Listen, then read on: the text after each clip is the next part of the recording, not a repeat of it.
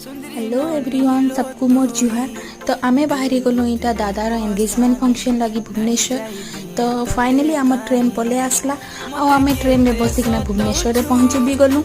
Then आमे बाहरी गलु आम रूम के जीवार लगी फ्रेश हबार लगी। तो समस्त फ्रेश होइकना इटा टिके रेस्ट नहीं आ टायर्ड फेस समस्त देखी पार्थे। देन आमे समस्त बाहरी की पड़े गलु मंदिर जेन पूजा थिला आईटा आम नुआ भाउज।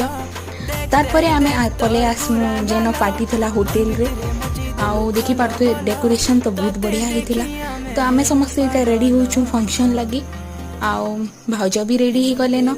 दादा भाउज भी पले आसले, दादा भाउजर एंट्री भी ही गला। एबे रिंग बिंदा बुंदी भी ही गला, समानकर केक कटिंग भी ही गला। तो होप कि समस्त को मोर वीडियोटा भल लागिथिबा, इमानकर जोड़ी भी भल लागिथिबा। जदि मोर मिनी ब्लॉग आपण मान के भल लगी देन लाइक कमेंट शेयर कर देबे एंड हाँ सब्सक्राइब करवा के नहीं भूलबे।